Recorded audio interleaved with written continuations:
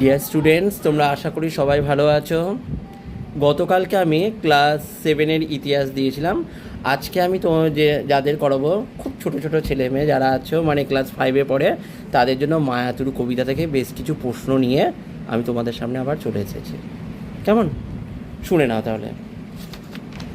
প্রথম প্রশ্ন মায়াতুরু থেকে দেখো আমি করেছি, যেটা আছে সেটা হচ্ছে মায়াতুরু কবিতাটি কার লেখা। খুব ইম্পর্ট্যান্ট একটা কোশ্চেন। অশোক বিজয় রাহা। যে কোনো কবিতায় কবির নাম কোন কাব্যগ্রন্থ থেকে নেওয়া হয়েছে এবং সেই কবিতাটার নাম, যেমন এখানে মায়াতুরু, মায়াতুরু কথাটির অর্থ কী সেটা কিন্তু আমাদের জানতে হবে। এই প্রশ্নগুলো আমাদের প্রথমে বেসিক্যালি তৈরি করে রাখতে হবে।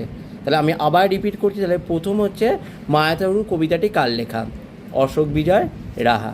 কেমন? পরের প্রশ্ন দেখো এখানে আমাকে দিয়েছে যে মায়াতুরু কাকে বলে। কেমন? আমরা একটা কবিতা পড়ছি, তার নাম হচ্ছে মায়াতুরু। দেখবে প্রত্যেকটা জিনিসেরই কিন্তু একটা নাম থাকে এবং নামের অর্থ থাকে। তাহলে এখানে মায়াতুরু কাকে বলে?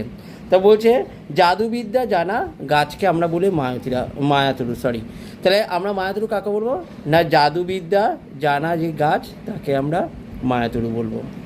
পরের প্রশ্ন বলেছে দেখো মায়াতুরু কবিতাটি কোন কাব্যগ্রন্থ থেকে নেওয়া হয়েছে। খুব ভেরি ইম্পর্টেন্ট একটা কোশ্চেন। ভানুমতির মাঠ কাব্যগ্রন্থ থেকে নেওয়া হয়েছে। কোথা থেকে বললাম? ভানুমতির মাঠ কাব্যগ্রন্থ থেকে নেওয়া হয়েছে। কেমন? এইবার একে একে আমরা কবিতাটার যে মেন যে প্রশ্নগুলো সেগুলো আমরা জেনে নিলাম। এবার একে একে আমরা ছোটো ছোটো প্রশ্নের মধ্যে আসছি। প্রথম প্রশ্ন বলেছে মায়াতুরু সন্ধে হলে কী করতো? ভুতুরে নাচ নাচতো। কেমন? পরের প্রশ্ন বলেছে গাছটা কখন ভালুক হয়ে উঠতো? না, সন্ধ্যার পর যখন চাঁদ উঠতো তখন গাছটা ভালুক হয়ে উঠতো। দেখো, যখন কোনো প্রশ্ন পড়বে বা উত্তর পড়বে তখন কিন্তু সেখান থেকে আর একটা প্রশ্ন ঘুরিয়ে আসতে পারে। যেমন এখানে আমি বললাম গাছটা কখন ভালুক হয়ে উঠতো, যখন চাঁদ উঠতো তখন গাছটা ভালুক হয়ে উঠতো। তাহলে গাছটা ভালুক হতো কখন?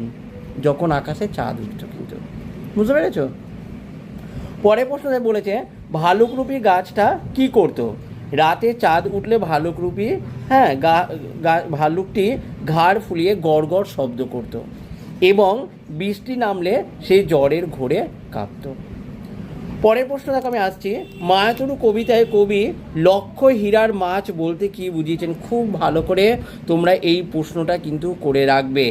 মায়াতুরু কবিতায় কবি লক্ষ্য হীরার মাছ বলতে কি বুঝিয়েছেন? গাছের পাতাগুলোকে কবির লক্ষ্য হীরের মাছ মনে হয়েছে। কেমন? তাহলে কাকে মনে হয়েছে? গাছের যে পাতাগুলো আছে তাদেরকে মনে হয়েছে। এক পশলা